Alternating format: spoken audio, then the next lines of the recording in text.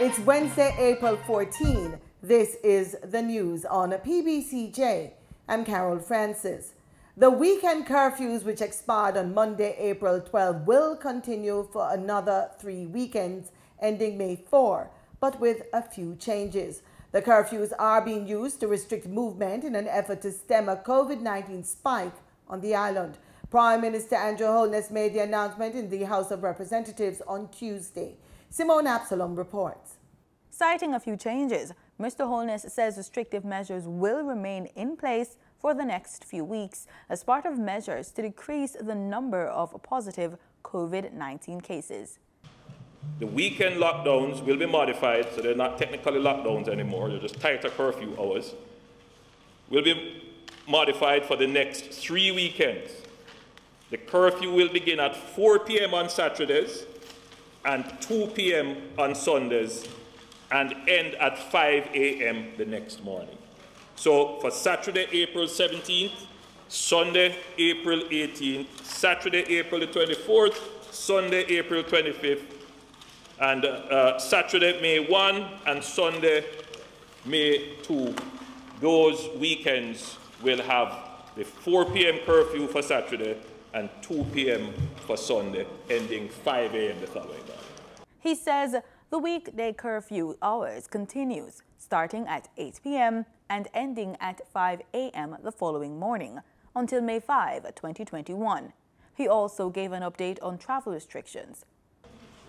We are not going to be closing half day on the Friday, so that no longer obtains. All the other measures remain largely unchanged until May 4th, 2021. Madam Speaker, let me, however, quickly go through some of the measures, noting changes where applicable. The control entry protocols. The existing protocols, including the requirement for all travelers to present a negative COVID-19 test conducted within 3 days of travel, remains in place, as does the requirement to self-quarantine for 14 days after arrival. Madam Speaker, I want to emphasize that even though incoming travelers would have presented a negative COVID-19 test, they are still required to quarantine.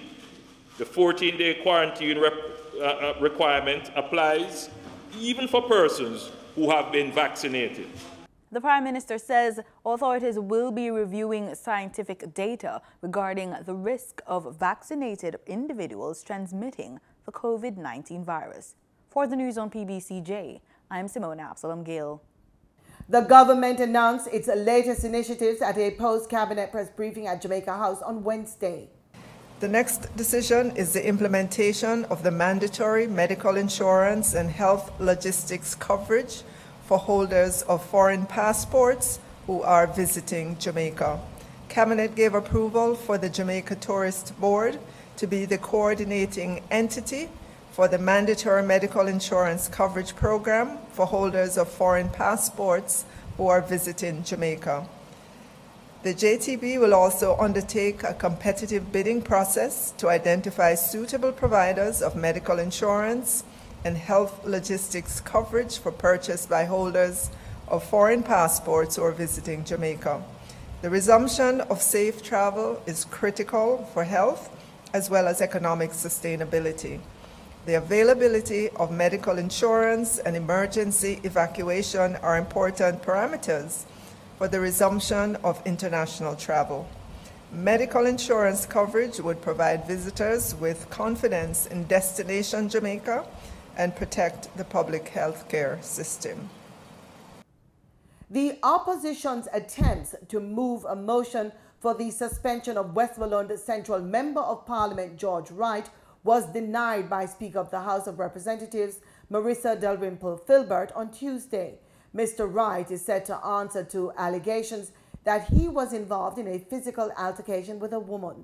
Opposition MP Anthony Hilton gave notice of the motion. I rise to give notice of motion to suspend a member of this Honourable House. Hold a minute. To do what? The House Speaker said she will be guided by due process. I want you to remember that what I said is that this court, this parliament, is the highest court of the land. What was said by the release by the Minister of National Security has invited the member to make himself available. Until he makes himself available and he accepts or denies, I cannot under the law allow us to travel this route. He is entitled as a citizen of this country. The police are doing investigations. The investigations are what I would like to put in inverted commas, are young investigations. We trust the police to do what is necessary. And I want to reiterate to Jamaica that this government and this parliament will not condone domestic violence at any time. In today's Living Healthy report, Dr. Lawson Myers of Ligony Family Dental educates us about the temporomandibular or TMJ joint. The joint acts like a sliding hinge connecting your jawbone to your skull. There is a TMJ joint on each side of your jaw. A TMJ disorder or TMD can cause pain in your jaw and in the muscles that control jaw movement.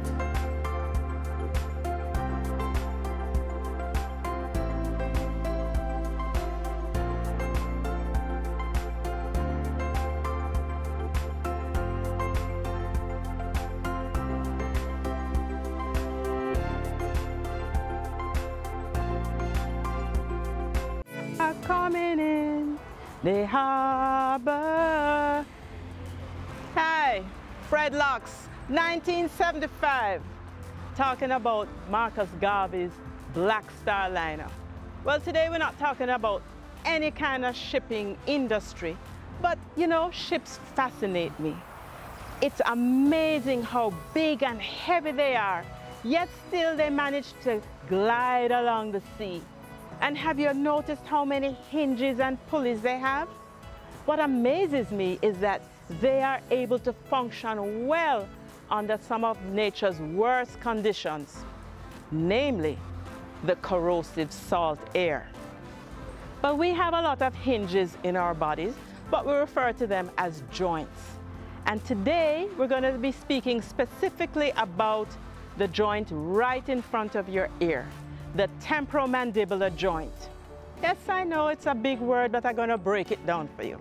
Temporal bone, mandibular bone, temporomandibular joint. For short, we're going to call it the TMJ. The TMJ is one of the most sophisticated joints in our bodies. It rotates and it translates.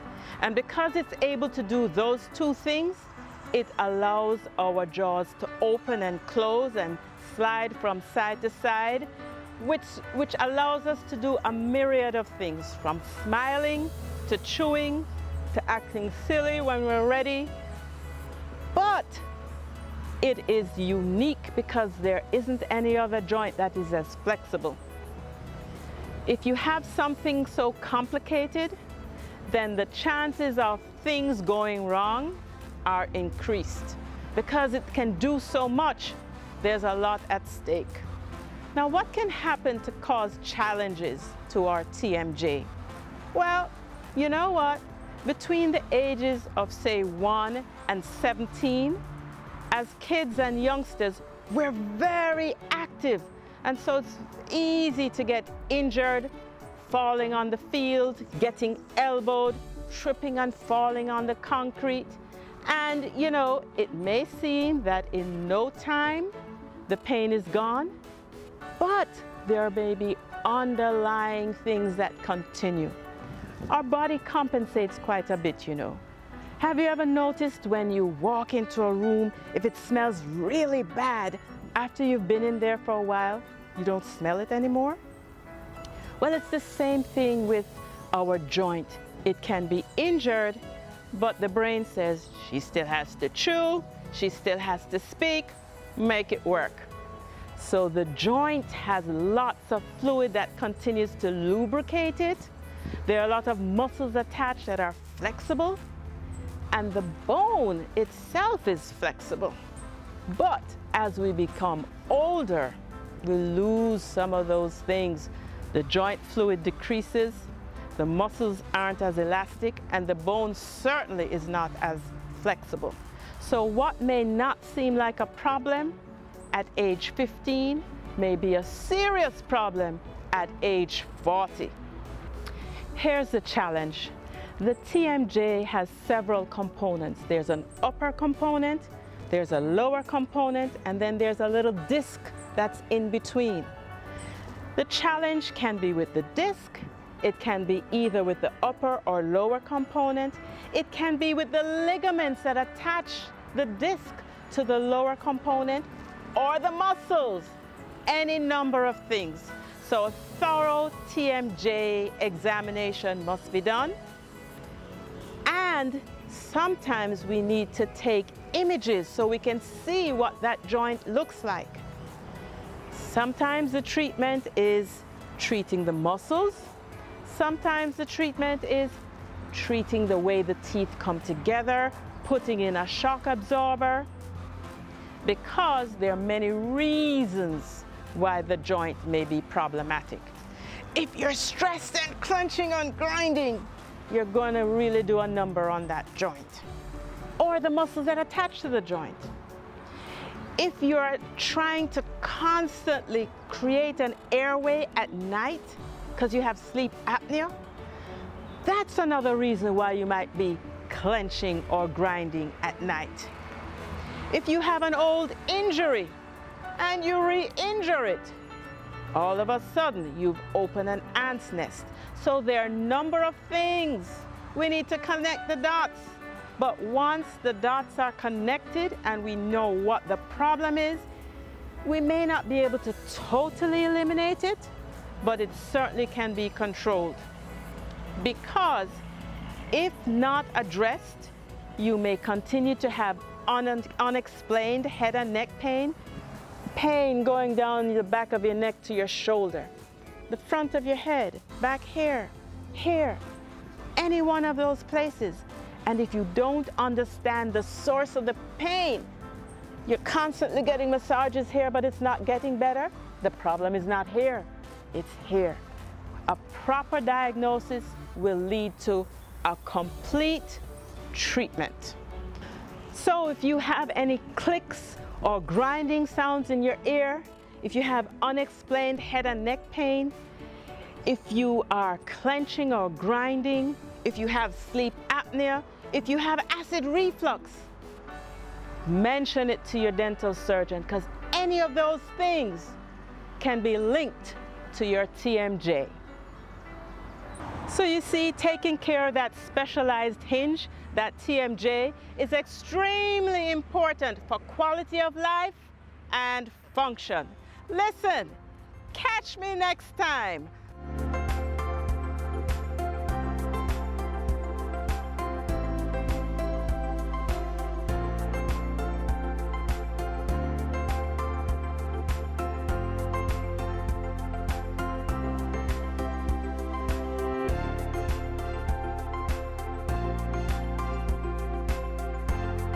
Global oil prices continue to see an uptick.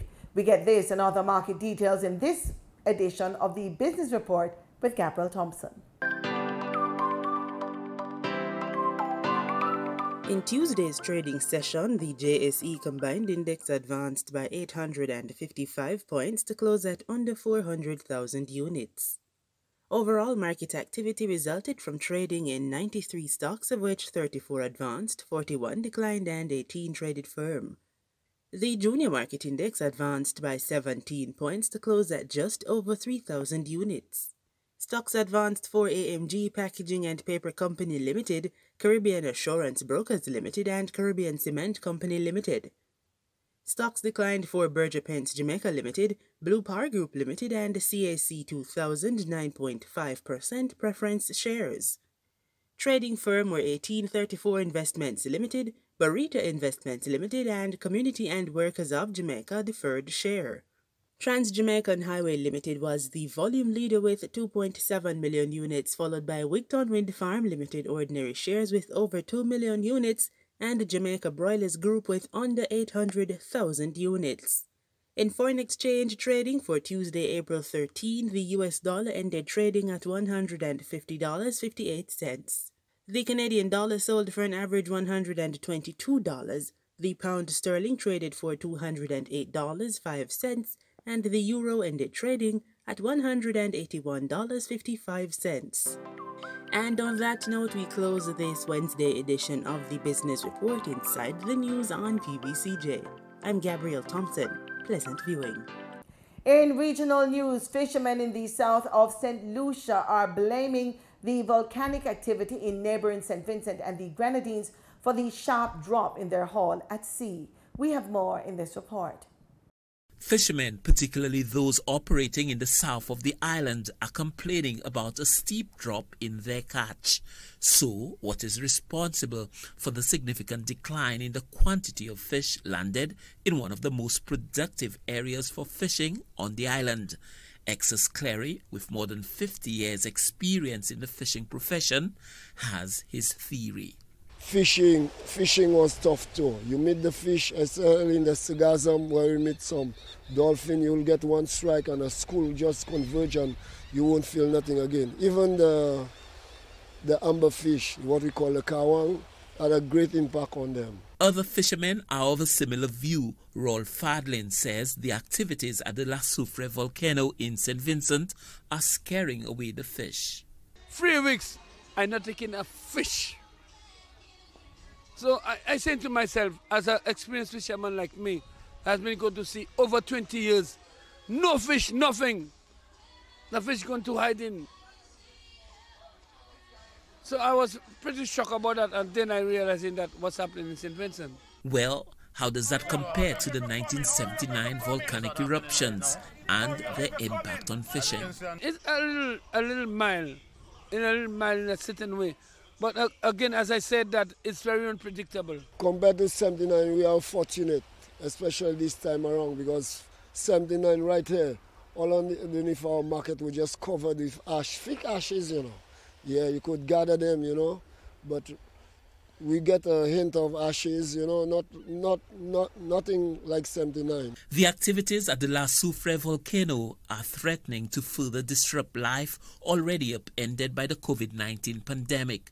The eruptions have impacted air quality, disrupted the limited trade and transportation, threatened the water supply, as well as displaced some 16,000 residents in the north of St. Vincent.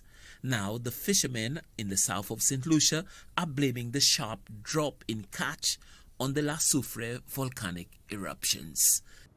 Further overseas, April 14 is the birth date of Dr. B.R. Ambedkar. He overcame the caste system and socio-economic discrimination to become the father of the Indian Constitution. Time now for a special report on his life and accomplishments. Celebrated film director and writer Shyam Benegal is a man who has wrestled with complex historical and social issues with a deft ease. He wanted to explore the personality and the psyche of the man who almost single-handedly shaped the document that today dictates each citizen's life in India. Dr. Bhimrao Ramji Ambedkar, or Baba Saheb Ambedkar, as he is popularly called now, was a towering personality who steered the Constituent Assembly that wrote the central law book of India and left a huge footprint on India as a nation.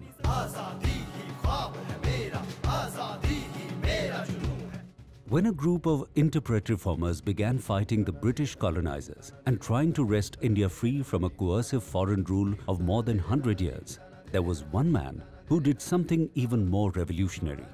If trying to eject the British was a courageous task that only a brave heart could undertake, fighting the caste system was akin to finding a pervasive ghost. Only a maverick would do that. The founding fathers of the first Indian government picked just this eclectic figure to take up the task of writing the Constitution of India. Ambedkar had been to an American university, so his ideas were much more modern than, and only now you realize, he was ahead of his time, and now people are appreciating what he was trying to say then. I'm quite convinced that given time and circumstances, nothing in the world will prevent this country from becoming one. Our Constitution has a wonderful preamble. The way it starts, saying that we are one. All of us, this great diversity of this country. Now, this is something that is so beautifully drafted. We, the people of India, having solemnly resolved to constitute India. And when he says humbly that this is our document we are presenting to ourselves, it's a great moment of pride for him and the entire nation. This 26th day of November 1949, give to ourselves this Constitution. To give voice to the voiceless is an aspect of genuine democracy. Indian Constitution is designed in that fashion.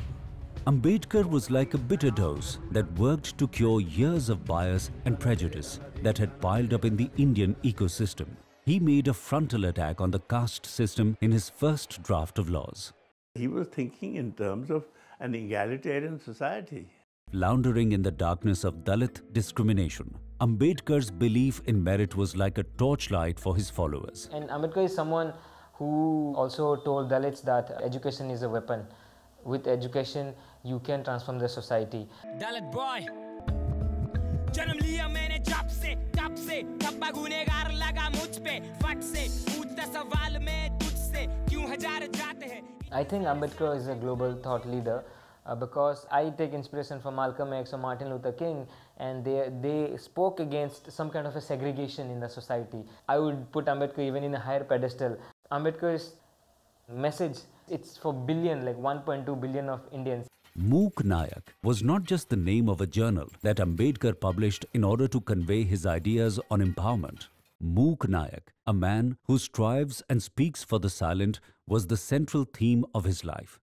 Ambedkar drafted the Hindu Code Bill that tried to bring in equal rights for women in inheritance, maintenance, divorce and remarriage. Only somebody who had educated himself, who had become a very contemporary, modern world citizen, the classic quality of Ambedkar. From Hindu Code Bill to all-inclusiveness of women, which we are still struggling for, is, I think, ahead of time. अगर आज मैं भी कुछ कर पा रही हूँ या देश की हर नारी कुछ कर पा रही है, अपनी फील्ड में कुछ भी कर रही है, सो ये देन है डॉक्टर B.R. अम्बेडकर बाबा साहिब जी की. Very few people know that it was Ambedkar who set out key labor laws detailing rights of employees and critical issues like 8-hour work shift, medical leave, minimum wages and equal pay for equal work. He looked into the future to create what is essentially an egalitarian constitution. If you look at our constitution and compare it with a lot of constitutions of that period, you'll find how remarkable it is. In a time when it's difficult to get acknowledgement and endorsement from young millennial, Guinea is clear about who her hero is.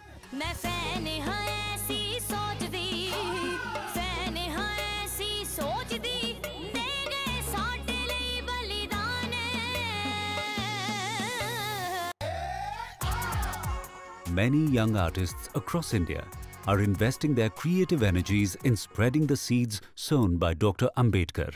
Artists like Mari Selvaraj, Ravi Kumar Anand, Meena Kandasamy, Sukirtarani and Palanimuthu Sivakami from Tamil Nadu, Aravind Malagatti, Siddhalingayya, Chandrasekhar Bhandari, Kotiganahalli Ramayya from Karnataka, Aruna Gokulamanda, Gogu Shamala, Jupaka Shubhadra from Telangana, Dr. C.S. Chandrika, Vijala Chirappad from Kerala have been taking the thoughts of Dr. Ambedkar to farthest corners of India. In a time when it's difficult to get endorsement from young millennials, Dr. Ambedkar is a figure that is invoking renewed admiration and adulation. During his lifetime and even many years after India's independence, the contributions of Dr. Ambedkar did not get the spotlight they deserved. Now in recent years, Government of India under Prime Minister Narendra Modi has paid unique homage to Dr. B.R. Ambedkar. बाबा साहब का राष्ट्र निर्माण में जो योगदान है, उस वजह से हम सभी बाबा साहब के ऋणी हैं। हमारी सरकार का ये प्रयास है कि ज्यादा से ज्यादा लोगों तक उनके विचार पहुंचे, विशेषकर युवा पीढ़ी उनके बारे में जाने, उनका अध्ययन करे। और इसलिए इस सरकार में बाबा साहब के जीवन से जुड़े महत्वपूर्ण स्थलों को तीर्थ के रूप में विकसित किया जा रहा है। जय भीम, जय Bhim. Creating 5 memorials of Panchatirth in memory of his tremendous contribution. The present government has put a spotlight on Dr. Ambedkar's life and his ideas. Bhima Janma Bhoomi Memorial in Madhya Pradesh pays respect to the place where he was born. Ambedkar Shiksha Bhoomi Memorial in London salutes the places where he as a student honed his ideas of an equitable polity. Diksha Bhoomi Memorial in Nagpur pays respect to the place where he launched social reforms. Mahaparinirvana Memorial in Delhi, where Dr. Ambedkar died, and Chaitya Bhoomi Memorial in Mumbai, where he was cremated, have become venerated spots to revisit Dr. Ambedkar's enlightened writing and exemplary life.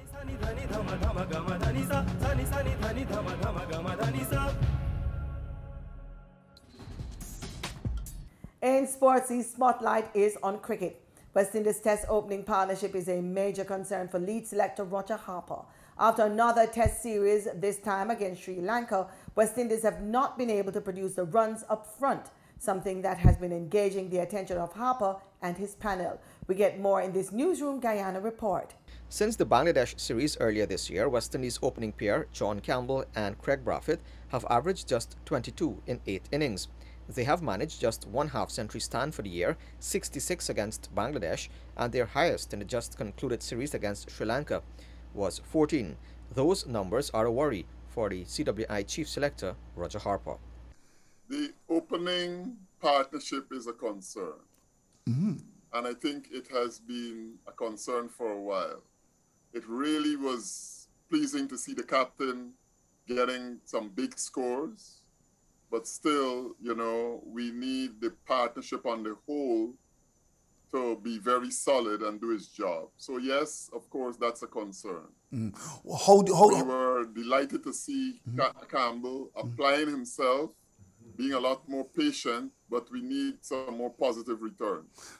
In the last 2 series, Campbell's returns have been ordinary, scoring just 148 runs in 8 innings with a highest of 42. Brathwaite, on the other hand, has taken up the Test captaincy and has racked up 386 runs in 8 innings, including 102 fifthers. The opening partnership, Harper stressed, is an area that is engaging the attention of the selection panel. As with every position, we will look at what we think our best options is, consider them when we make our decision. But at the moment, you will realize that from a red ball perspective, we do not have a lot of openers who are really knocking down the door in terms of performance. No, but it's something that we are really keeping a keen eye on. With the Professional Cricket League 4-Day Championship in doubt this year, it would be interesting to see the next move by the selectors as the West Indies are tipped to face South Africa in the Caribbean soon. And that's our package. Join us again tomorrow, same time, same place, for more news and sports right here on PBCJ, the People's Station.